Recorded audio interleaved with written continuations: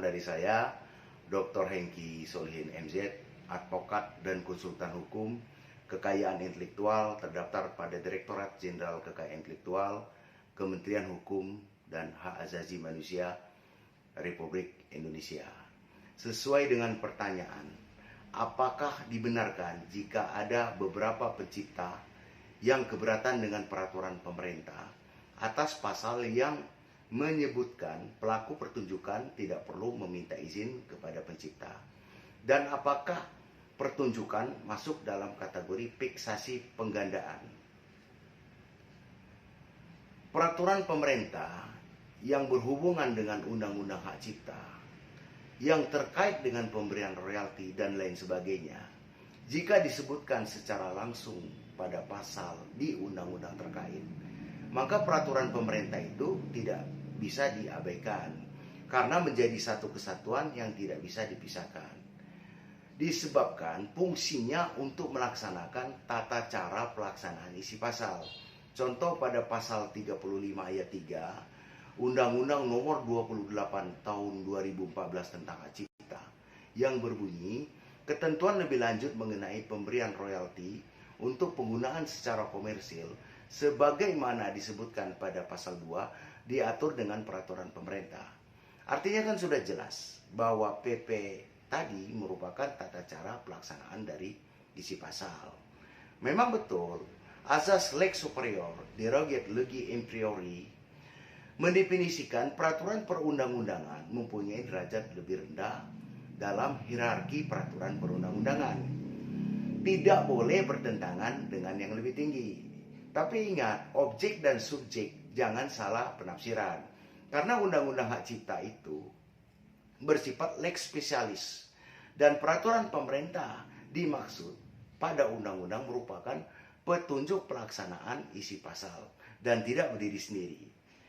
Kalau kita bahas tentang penerapan peraturan pemerintah, itu merupakan suatu kepentingan yang memaksa sebagaimana disebutkan pada pasal 7 Undang-Undang Nomor 12 Tahun 2011 tentang pembentukan peraturan perundang-undangan yang saat ini menjadi Undang-Undang Nomor 13 Tahun 2022 tentang perubahan kedua atas Undang-Undang Nomor 12 Tahun 2011. Nah, terkait apakah pelaku pertunjukan harus meminta izin atau tidak kepada pencipta, aturan ini kan sudah jelas disebutkan pada pasal 23 ayat 5 Undang-Undang Nomor 28 Tahun 2014 tentang Hak Cipta maupun pada pasal 9 ayat 1 Peraturan Pemerintah Nomor 56 Tahun 2001 tentang pengelolaan royalti hak cipta lagu dan atau musik yang menyebutkan setiap orang dapat melakukan penggunaan secara komersial ciptaan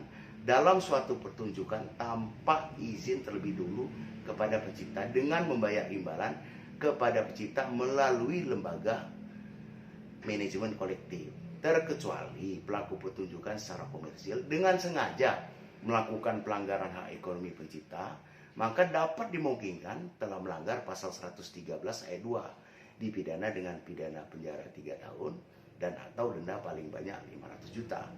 Tapi ini semua kan perlu pembuktian yang lebih mendalam dan kajian lebih khusus kebenarannya. Perlu kita pahami, pertunjukan dalam konser musik lebih bersifat temporer yang dinyanyikan secara langsung di panggung dan berhadapan langsung dengan penonton. Artinya tidak masuk dalam kategori fiksasi. Fiksasi itu adalah perekaman suara yang dapat didengar, perekaman gambar atau keduanya yang dapat dilihat, didengar, digandakan atau dikomunikasikan melalui perangkat apapun yang bersifat bertujuan untuk menggandakan baik dalam bentuk produk maupun dalam bentuk digital. Undang-Undang Nomor 28 Tahun 2014 tentang Hak Cipta ini bukan hanya membahas musik dan lagu. Kita harus mampu melihat maksud dan tujuannya. Sebab Undang-Undang Hak Cipta merupakan salah satu dari bagian kekayaan intelektual yang memiliki ruang lingkup objek yang dilindungi paling luas karena mencangkup ilmu pengetahuan, seni dan sastra. Selain memberikan pelindungan untuk ciptaan lagu, juga memberikan pelindungan kepada karya cipta lainnya, seperti seni batik, buku, program komputer, karya tulis, seni tari, budaya, alat peraga, seni rupa, dan lain sebagainya. Kalau tidak salah, di beberapa hari yang lalu ada pihak yang menyebutkan bahwa pencipta lagu telah memberitahukan secara publik, agar selama menjelang konser dan hingga konser itu selesai terlaksana, melarang kepada pihak tertentu untuk menyanyikan lagu tertentu, bukan kepada siapapun.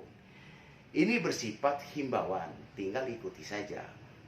Walaupun mungkin akan ditanggapi dengan multi interpretasi, dan itu hak publik. Namun perlu diingat, pada akhirnya karya cipta itu akan memiliki ruang hati masing-masing pada penggemarnya.